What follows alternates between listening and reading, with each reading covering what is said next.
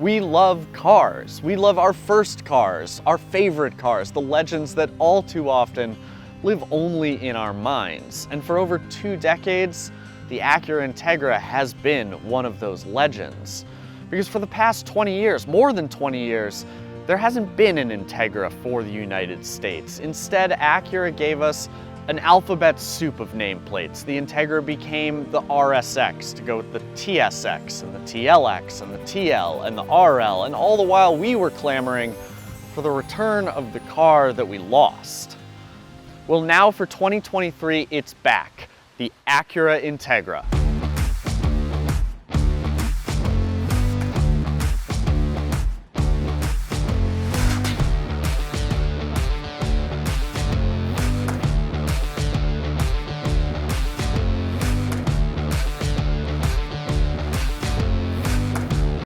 Now, I don't actually envy automakers in this position because sure, Acura has marketing gold sitting on the shelf with the Integra name. I mean, bring it back and they are sure to make headlines, hopefully followed by making sales.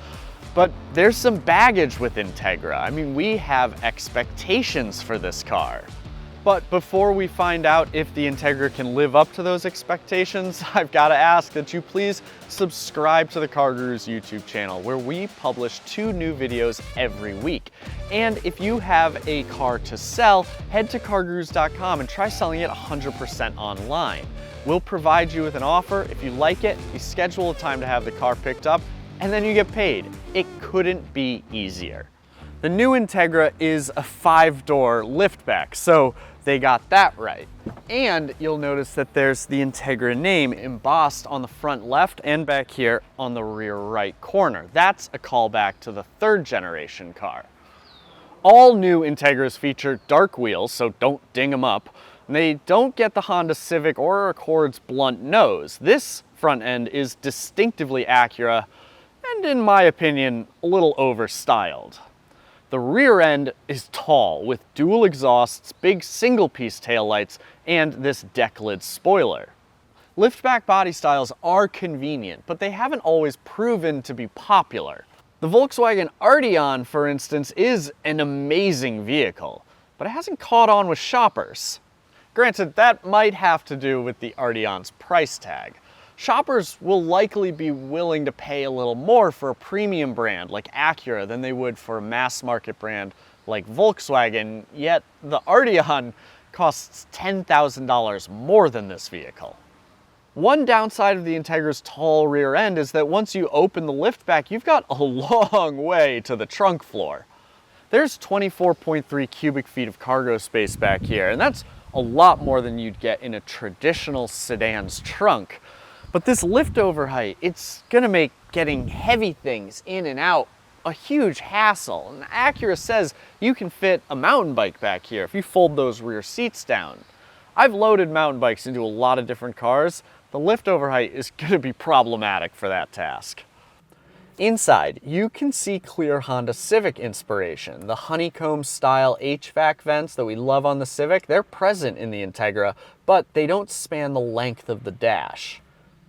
I found the HVAC controls to be terrific. I love the knurled metal and this clickiness to the dials. Overall, the whole layout is super easy to get comfortable and familiar with. Our manual transmission shifter has a delightful vertical feel to it. There's no chunky ball on top. And the materials all feel good. The steering wheel is thin, but it still has a high quality feel. Now, forward visibility in many modern sedans is frankly crap. But the Integra is not many sedans. We have a huge windshield and these thin A-pillars. All of my sightlines, frankly, are just terrific. It's really good. You can't see much out the back, but that's why we have mirrors and cameras, right?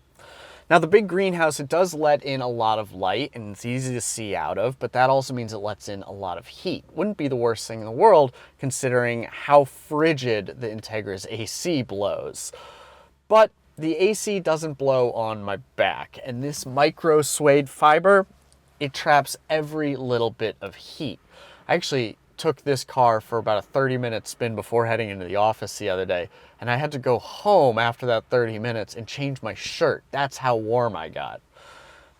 I do wish that we could get ventilated seats in this car, and Acura is a premium brand, so I think that's a reasonable ask, a reasonable expectation. Maybe you let us know in the comments section below if you think that that's reasonable. That's really my only gripe in terms of look and feel. In the back, I have plenty of legroom, but not plenty of headroom. The cushions though, oh my goodness, these are soft. Honestly, other than the headroom, it feels like a lazy boy back here. But something tells me you are not watching this video to hear about the back seat. So let's go for a drive.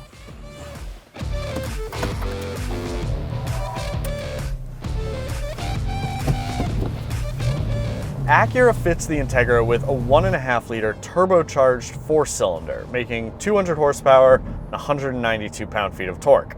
Sound familiar? Well, that's because it's the same engine that Honda uses in the 2022 Civic Si. And guess what? The Civic Si is terrific. So this is the first turbocharged Integra ever. It really is a good engine. Now, what you might not love is that Acura sells the Integra with a continuously variable transmission. Yeah, I can hear you booing from here. Thankfully, they sent us one with a short throw 6-speed manual. Rev hang is largely non-existent and the shifts are nice and crisp. The Integra has automatic rev matching. You can turn it off if you want, but it blips the throttle when you push the clutch and move the shifter to a lower gear. Before you finish the downshift, you get that little throttle blip and have the perfect gear change. The rev matching, it's almost instantaneous. It makes everyone feel like Lewis Hamilton heading into a hairpin. This car also has auto stop start and auto brake hold. Honestly, it's pretty surreal in a manual transmission car. I mean, you come to a stoplight, you put the car in neutral, you take your foot off the clutch, car turns off, foot off the brake, the auto hold engages. You wait until the light turns green, then you just put the clutch in, put it in gear, and gently get back on the gas. There's no drama, there's no fancy footwork required here. You're not moving your right foot from the brake to the gas pedal. If you need to teach a teenager how to drive stick, this is the car you do it in. It's so simple and fun. The brakes are great, and the suspension is sporty enough to be fun, but compliant enough that I'm not complaining. The steering is delightful. It's really quick, really fast, and very, very precise. Acura uses an electric variable power steering system that stays super tight on center, but then the further off center you get, the faster the steering ratio gets. It's super natural feeling, and it makes this feel like a real sports sedan. A wide track and long wheelbase keep the Integra feeling planted all the time. Get it into the right rev range, and it'll hold a line better than most front-wheel drive cars. The Integra also comes standard with 3 drive modes: Comfort, Normal, and Sport, plus an individual mode. I honestly didn't notice much of a difference between Comfort and Normal modes, but Sport mode definitely adds some weight to the steering, and it stiffens up our trim level's available adaptive damping system, so the suspension gets a little tighter. We drove the 2022 Subaru WRX, and we griped about how all the advanced safety technology was available only with CVT-equipped cars. Acura gives it to you regardless of transmission. And not only do we get automatic emergency braking, the thing that apparently doesn't work with one of these, but we also get blind spot monitoring, adaptive cruise control, traffic sign recognition, traffic jam assist, and lane keeping assist, all as standard equipment. Now, because we're driving the top trim with the technology package, our car has all the bells and whistles, my favorite of which is the ELS Studio 3D audio system. It sounds incredible. I love it in all of Acura's models, and I highly, highly recommend it. This 9-inch color touchscreen, which ironically hosts an infotainment layout that's mostly black and white, well, it would be 7 inches in lower trims. We have wireless charging, wireless Apple CarPlay, wireless Android Auto, and memory settings for our 12-way adjustable driver's seat. Lower trims don't get that stuff, but they do all get this new 10.25-inch driver information display, and of course everything gets the all-important volume knob and tuning buttons. Now, other than those things, if you like how this looks in here, if you want all those bells and whistles, all those features, well then consider the Acura a 35 grand car, not a 31 grand car. With regards to fuel economy, the Integra delivers 29 mpg in the city, 36 on the highway if you have it equipped with a CVT. The bad news is that if you want a manual transmission, that city number drops to 26. And the really bad news is that when I test drove this car through city driving, I couldn't beat 23. That said, if you're buying an Integra because you loved the old Integra, then I suspect fuel economy is not going to deter you from picking that manual transmission. The real trouble is that in order to get the manual transmission, you have to buy a top-level A-Spec trim with the $3,000 technology package. So the Integra is really more of a $35,000 car. But even at 35 grand, or $37,395 as our test car cost after its $1,095 destination fee, even at that price, it actually appears to be a pretty good value when compared with Acura's competitive set. And that would be the BMW 2 Series Gran Coupe, the Audi A3, or the Mercedes-Benz CLA class.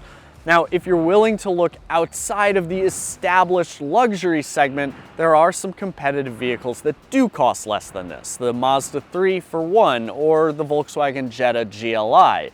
Or, I mean, you could always just buy a 2022 Honda Civic Si. Thank you for watching. Share your thoughts with us in the comments section below. Is Acura living up to your expectations with this new Integra? As always, don't forget to subscribe to the CarGurus YouTube channel. You can head to cargurus.com to read my full review on this car, and we'll see you next time.